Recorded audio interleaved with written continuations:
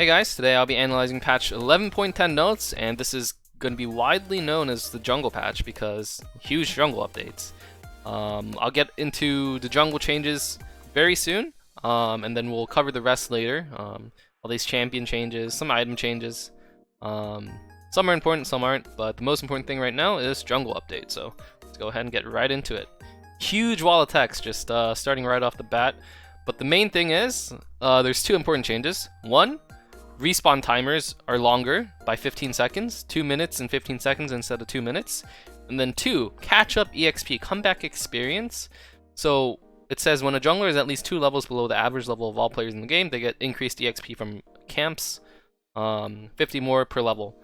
But the thing about this is, they don't tell you is, so if you're 1 level below the average, apparently, Riot rounds up. Like, if you're 1.1 levels below average, it's going to round to 2. So, pretty nuts actually, so yeah.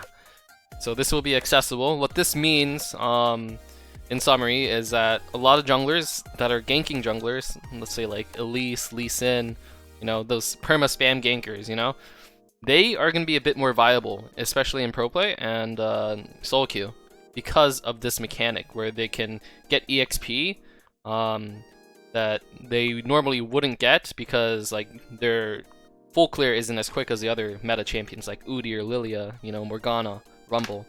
So this is gonna spice up the jungle meta quite a bit. It definitely opens up a lot of more champions to be able to be played jungle now. And then this 15 seconds here, the 15-second respawn timer bonus, basically this 15 seconds is more time for your junglers to look for gank timers, and also, you know, AFK farming is not as incentivized anymore, but no one can really actually predict the meta right now. We're just gonna have to see like how it ends up being, you know.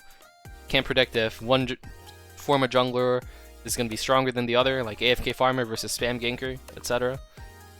And then third biggest change actually is the smite. So this, again, this opens up more viability in junglers that are normally not as viable in previous patches this year. Okay, so smite damage, they changed it so you always do 450 at base, and then after you smite 5 times, it's always 900 flat. So yeah, I mean, you're gonna do a lot of smite damage. But the important thing here is a scuttle, okay? So when you smite scuttle, and you guys know how scuttle has a shield, like it has like a 600, 700 HP shield, something like that, right? When you press smite on it, the shield disappears, and then it also does damage after the shield is gone.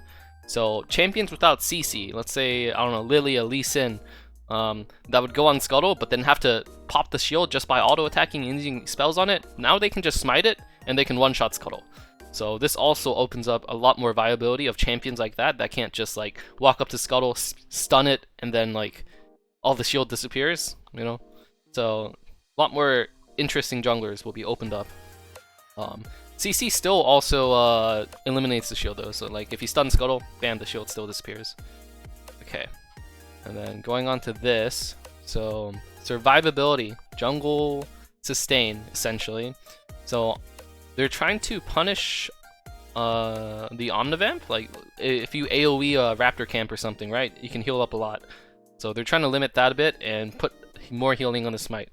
I'm not entirely sure how important this change is, because I felt it was still pretty easy to clear jungle camps. So yeah. Okay, and all this stuff basically is every camp does reduced damage now, especially the later the game goes. And then they have a little bit more health now. Yeah, like 50 health at level 1, and then it just scales up, but I don't think it's too important. The health difference is not that big. And then they also increase the gold that each of these camps give because of the 15 seconds up here for camp respawn timers. So yeah, and that's basically it for jungle. To summarize, a lot more junglers are going to be viable now.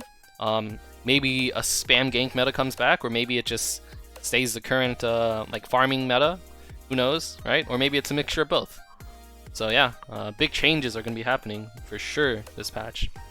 Okay, and I'm sure a lot of you guys have been wondering this. This phase rush change, what does it do? So this is actually a huge freaking nerf for phase rush. So you're not at the old cooldown and the move speed of old Phase Rush until you're like level 14, which is like basically the game's almost gonna be over, right? Like there's probably 5 to 10 minutes left of the game. So this is a huge nerf to Phase Rush champions. They were mainly trying to target champs like Orianna, Victor, Syndra, you know, that all use Phase Rush in recent years. But at the same time, they this is quite the nerf to champions like Cassio and Ryze, who have been using them even before it became meta on those champions, like the Ori Victor. So, I'm sure I'm gonna get a lot of questions about should you still take Phase Rush on Ryze or Cassio, etc. Yeah, I think you still do. You still have to. The cooldown's gonna be twice as long, level 1, and it's not gonna be a lower cooldown until like way later in the game, which kind of sucks. And they also reduce the move speed you get early on, so 25% to 15%. That's 10% decrease. That's pretty big. But unfortunately, I think Phase Rush is still mandatory. Otherwise, you can't really play the game. So, just a bit of a nerf. In higher levels of play, it doesn't matter as much because you're not going to spam proc Phase Rush anyways. Like, you're going to be trading smart. You're going to be playing for waves and priority and all that. Like, it's not very volatile lanes. But yeah, just try to keep in mind when you take Phase Rush now that it's on a huge, long cooldown. And this also comes back to the jungle changes a little bit. Because Phase Rush is on such a long cooldown, mid was basically ungankable due to Phase Rush, and the move speed's decreased as well. So maybe mid's more gankable. Maybe this contributes to spam gank meta. Who knows? We'll see. Riftmaker buff. This is actually really big. So basically, it takes 3 seconds to get true damage instead of 5 seconds now. So yeah, I mean overall they decrease the damage by 1%, but getting it early on is a huge buff. So yeah. Champions like Gwen are going to be stronger. I'm pretty sure like Gwen and Kayle are like the only champions that use this thing. Rageblade, they decrease the cost by 200 gold, so affordable for champions like Kog'Maw, maybe Kayle. I'm not sure. Probably not Kayle actually, but definitely Kog'Maw. Maybe Vayne? Question mark. Gore Drinker buff. So this is a buff to champions that use Gore Drinker, especially Lee Sin in solo lane because it's been popping up. But yeah, a slight Lee Sin buff essentially. Not too many champs use Gore Drinker in most games anymore. It's usually Stridebreaker, but whoever uses Gore Drinker, bit of a buff. Abyssal Mask, pretty big change to this item. So when you CC someone, you'll do 15% extra damage to that champion for 5 seconds. So yeah, pretty damn OP, and they also increase the health by 50. So that's pretty nuts. So it's a viable item now, especially if you have a lot of CC. You'll do a lot more damage to champions. And I think it applies for your teammates too, so they're gonna do extra damage as well. Pretty crazy.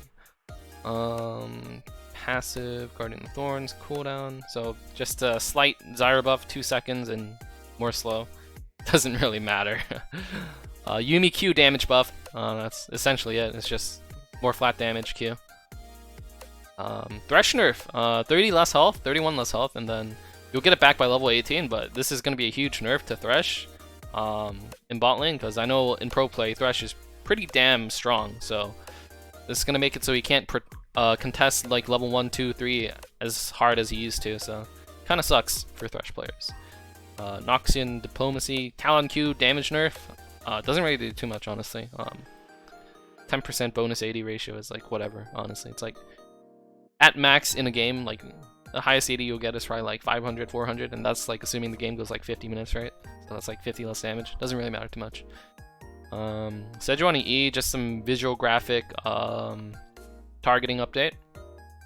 Not that important.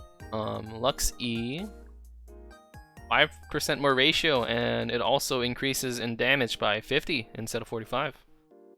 Actually kind of decent. That's weird. So Lux mid buff. I don't know if she'll become meta or anything, but there's a Lux mid buff. Okay, so Kennen buff. Basically 10 more damage when you hit the proc. Like your auto attack will have a bonus damage, AP damage every 4 autos, and you just do 10 more damage flat. So yeah. Okay. Kayle buff, pretty big actually. So once you're level 16, you have 625 attack range instead of 575. Pretty big actually for late game. I don't think this will really do anything in terms of pro play. And then they also increased the ratio of her passive damage by 5%. So yeah, pretty nice quality of life buffs. Doesn't really do too much. Katarina E move speed nerf. Hell yeah, man! 5 less move speed means she can she's a little slower now when roaming to lanes. Oh, Jinx R nerf. This is huge. So the thing about Jinx R in previous patches is if he pressed ulti and the enemy team's doing Baron, let's say Baron is at 2k health, Jinx R legit just one-shot it at 2k health. But now it's capped at 1,000 or 800, or yeah, so one of these. I'm not 100% sure, but let's just say 1,000 to be safe. So no like miraculous Baron steals from Jinx pressing R and then bam. Okay, so big nerf to Galio W. Cooldown is longer on W, and then the shield is not as much. And remember, whenever Galio presses R, he applies the shield to all his allies. So this is decent nerf. In terms of damage, it doesn't really do anything, but in terms of like survivability and his ulti, shielding, it's a nerf. Darius nerf. This one is huge. This is actually, this might be champion breaking. Okay, so you used to be able to get E his hook. Okay, so his pull in. So at max rank it'd be 12-second cooldown, but now it's 18-second cooldown. So that's an increase by literally 50%. So he's gonna be a lot weaker late game. So yeah, honestly, I'm pretty happy with this because Darius with Stridebreaker Ghost Splash is kind of low-key OP, so yeah, we take these. And then Bard does less on-hit damage with his meeps by 10. Yeah, that's about it. And I guess we can take a look at skins real quick before we end the video. Arcana Lucian, Arcana Tahm Kench, Arcana Xerath, and Camille. Personally, the Camille one looks the best. You guys can see here. Not sure if I can zoom in or any. Oh, yeah. So yeah, I mean these are the skins being released. Anyways, thank you guys all very much for watching, and I hope this video was helpful. Gonna see a lot of jungle changes happening and the meta shifting. So yeah, we'll just be watching out for that, I guess. Alright, take care guys. Thanks for watching. Bye bye.